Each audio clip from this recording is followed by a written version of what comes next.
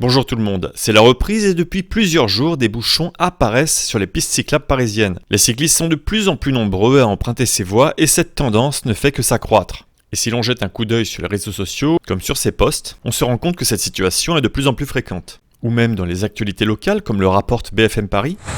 Les compteurs s'affolent au point de dérailler. Dans les rues de la capitale, le nombre de cyclistes est en hausse en ce début du mois de septembre. On constate que le sujet des embouteillages sur les pistes cyclables est devenu un sujet de préoccupation majeure. Mais pourquoi y a-t-il autant de cyclistes sur ces axes? Quelles sont les solutions pour remédier à cette situation? Et comment éviter que ce phénomène se reproduise dans d'autres villes? Vous allez voir que les réponses ne sont pas si simples. Avant de commencer, je tiens à exprimer ma gratitude envers tous ceux qui soutiennent mon travail. Et j'ai à ce propos mis à jour les différentes plateformes de soutien pour vous présenter les différents objectifs de cette chaîne et faire d'Altisplay un média à part entière. Et merci également à ceux qui sont abonnés et ceux qui n'oublient pas de le faire. Les endroits où vous trouverez le plus de bouchons sont principalement localisés sur deux grands axes de Paris. La rue de Rivoli, qui traverse Paris d'est en ouest, et le boulevard de Sébastopol, du sud vers le nord. Ces deux aménagements cyclables sont les plus utilisés de Paris, et cela se reflète par les chiffres. Plus de 30 000 cyclistes se croisent en moyenne ici chaque jour. Et la raison de leur succès est simple, ces axes disposent tous les deux d'aménagements cyclables sécurisés et séparés de la circulation des véhicules motorisés. Ils sont accessibles à tous les usagers, des plus débutants aux plus expérimentés. Pourtant, malgré leur succès, ces axes connaissent des problèmes de saturation. Sur la rue de Rivoli, à 18h30, je suis tombé face à cette situation. L'axe cyclable est complètement bouché. Cette situation soulève des questions sur la capacité de ces infrastructures cyclables à gérer un nombre croissant de cyclistes et sur les solutions qui peuvent être mises en œuvre pour améliorer cette situation.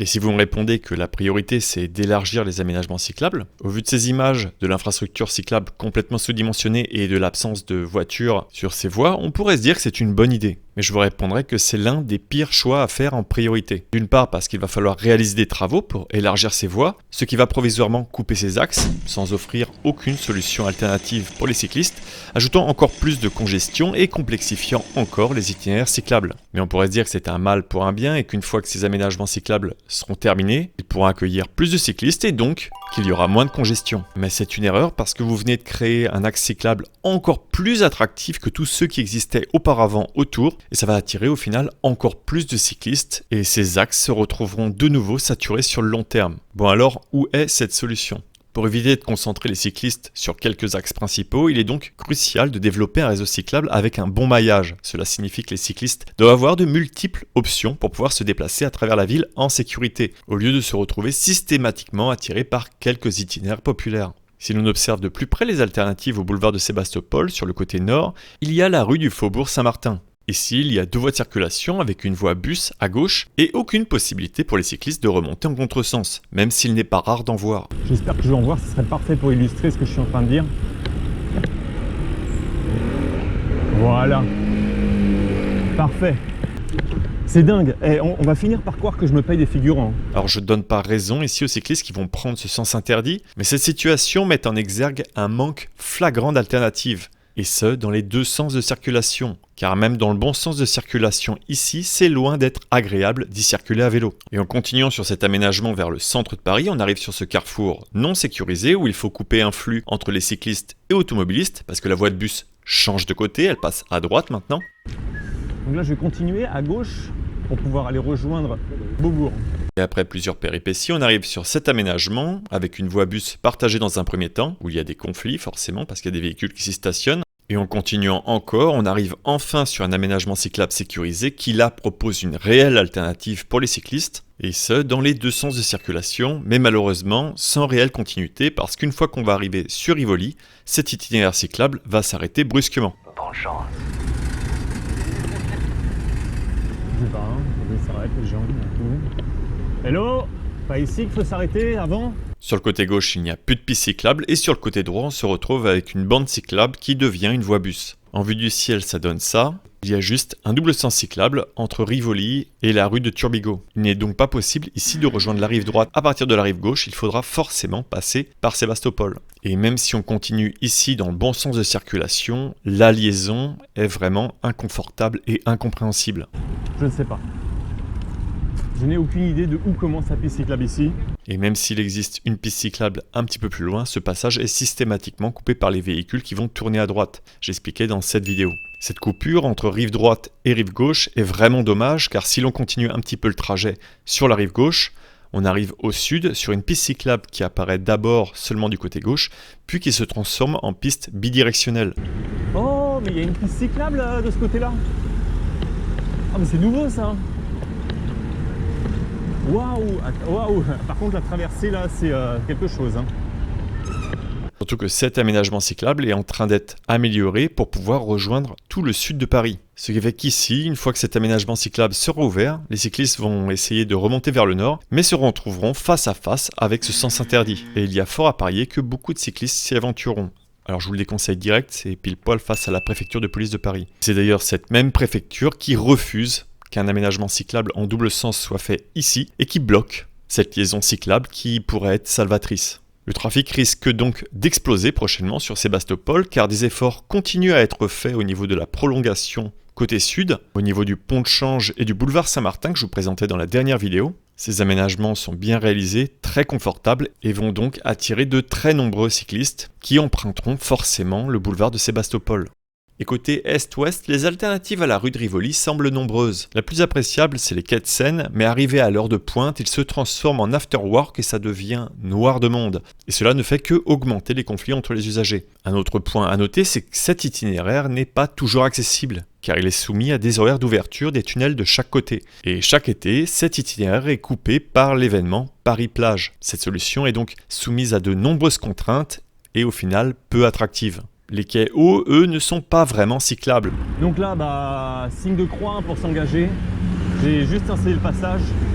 Il y a juste une voie bus, et ici la préfecture de police ne souhaite pas voir non plus d'aménagement cyclable. Seules certaines parties sont cyclables, mais s'arrêtent au niveau de l'hôtel de ville. Il faudra ensuite rejoindre les quais bas, pour retrouver les conflits précédemment cités, ou bien continuer la circulation pour arriver face à ce céder le passage et essayer de rejoindre les quais pour pouvoir continuer sur les Tuileries. Ici, c'est vraiment dommage qu'il n'y ait pas de solution pour pouvoir rejoindre cet accès des quais à Sébastopol, parce que cette solution permettrait de soulager grandement Rivoli. Encore faudrait-il que cette portion des quais soit réaménagée pour permettre aux cyclistes et piétons de pouvoir circuler ensemble dans cet espace. Améliorer également les quais hauts sur ce tronçon permettrait de rendre cet espace en bas complètement piéton, comme ce qui a été fait sur la rive gauche. Car pour le moment, comme je l'avais expliqué dans cette vidéo, il y a énormément de conflits sur ces quais bas, parce que les cyclistes essayent de trouver une solution d'évitement à Rivoli, mais qu'il n'y en a pas. Tout simplement. Enfin, toujours par rapport au quai, il faut également penser à améliorer le raccordement entre le quai des Tuileries et la Concorde, car actuellement c'est juste un énorme point noir, c'est l'enfer. Pareil, il y a énormément de conflits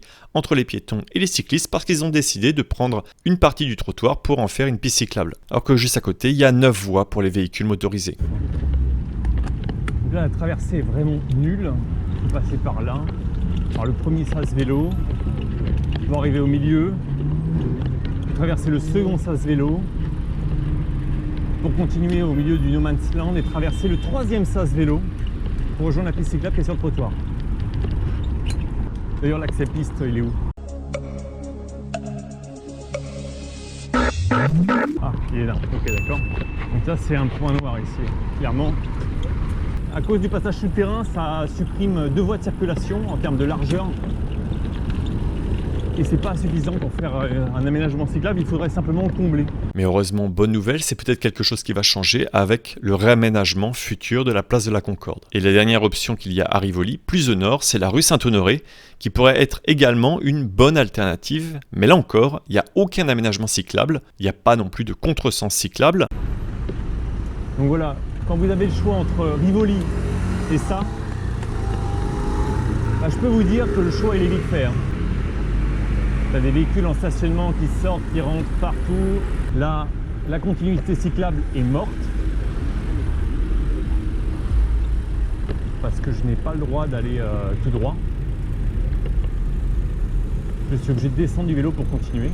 C'est ce que je vais faire d'ailleurs. Cette partie est fermée devant l'Elysée, obligeant de faire un détour ou bien de descendre du vélo pour continuer, qui a été fermée depuis les attentats du Bataclan. Et si l'on observe les autres lignes droites qui traversent Paris, il y a les grands boulevards qui commencent tout juste à devenir cyclables, mais malheureusement qui s'interrompent dès qu'on approche un peu trop de l'ouest de Paris. Là, la piste cyclable est bien là, je me dis c'est nickel. Et si je veux continuer sur Haussmann, ou si je veux aller à gauche pour continuer sur les grands boulevards, je me retrouve au milieu de ce No Man's Land. Là, il n'y a plus rien. Ah d'accord, ça c'est la piste cyclable, ok. Jamais de la vie je vais là-dedans. Il y a également la rue Réaumur qui est un vrai point noir et on a l'impression de faire un saut dans le passé à chaque fois qu'on y circule. C'est que du... Oh putain. Je peux même pas parler 2 secondes. Je peux même pas faire mon sujet tranquille. Faut que je me fasse couper la route. Et au niveau de la rive gauche, c'est pas non plus très glorieux. Il n'y a qu'une seule piste bidirectionnelle sur les quais de Seine. Et elle va commencer également à saturer parce que les boulevards ne sont pas non plus praticables. Ah, les rives gauches sont quasiment autant saturées que Rivoli. Et là, je circule le long des quais en parallèle. Et il n'y a quasiment aucun cycliste qui passe par là. Je pense que l'explication, elle est vite trouvée. C'est complètement inhospitalier. Cet axe est utilisé uniquement par des cyclistes téméraires et le sens interdit n'est pas non plus accessible aux cyclistes et quand il existe des voies bus, elles leur sont interdites. L'interdiction est toujours présente. On ne peut pas remonter normalement ici en vélo. Même si maintenant la vitesse n'est plus de 50 mais de 30 km/h. Néanmoins, ici, plusieurs indices me laissent penser qu'elle sera bientôt ouverte aux cyclistes car au sol on peut voir le pictogramme interdit vélo qui a été gommé récemment et certains panneaux interdits cyclistes qui ont été retirés. Vous l'avez sûrement compris, les plus gros points noirs, ce sont donc ces sens interdits. Et pourtant, comme je viens de le dire, l'ensemble de ces axes sont limités à 30 km/h et devraient normalement, au vu du code de la route, être ouverts aux cyclistes. Car si une voie est limitée à 30, normalement les cyclistes ont le droit d'y circuler dans les deux sens de circulation. Mais je vous le donne en mille, la préfecture de police a émis un arrêté interdisant de prendre ces voies en sens interdit si elles ne sont pas équipées de signalétique adéquate. Et la préfecture de police bloque tout réaménagement de ces axes, ne permettant pas la mise en place de ces dites signalétiques. C'est le serpent qui se mord la queue. Ce manque de maillage, comme vous pouvez le voir, encourage juste les cyclistes à se rabattre vers les seules solutions qui leur sont proposées. Les autorités locales peuvent changer cette situation en offrant un meilleur réseau et donc une répartition des usagers pour réduire la congestion des axes, comme Rivoli ou la rue de Sébastopol. Ce maillage est donc une urgence. Il fait partie du plan vélo promis par la ville de Paris, portant le nom de Vélopolitain,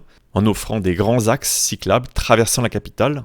Et la bonne nouvelle, c'est que nombre de ces axes comportant des points noirs sont actuellement en cours de réalisation. Il reste donc à voir comment les choses vont évoluer. L'amélioration de ces aménagements cyclables et de la sécurité des cyclistes sur la route est donc la clé pour encourager ces déplacements. On a pu le voir sur les axes qui sont maintenant saturés, mais l'erreur serait de se concentrer uniquement sur ces axes en voulant les améliorer en priorité alors que l'urgence est ailleurs, dans l'intégration d'un réseau cyclable plus large et également une meilleure connexion avec les autres modes de transport public, tels que le réseau de bus, la finalisation du tram dans l'ouest de Paris et l'amélioration du service et de l'accessibilité du métro et train. Car le vélo ne doit pas devenir une alternative à ces modes de transport en commun, mais un allié. Et ils doivent fonctionner ensemble dans les transports du quotidien. Il faut donc penser à améliorer ces modes ensemble et leur connexion.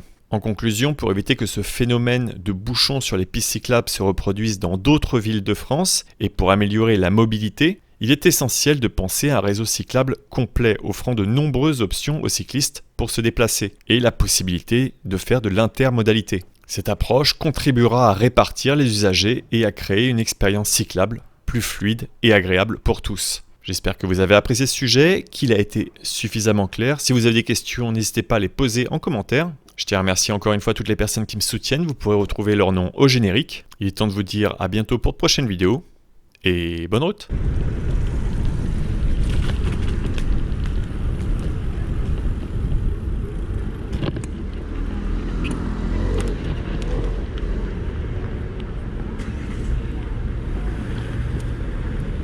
Merci beaucoup de vous être arrêté.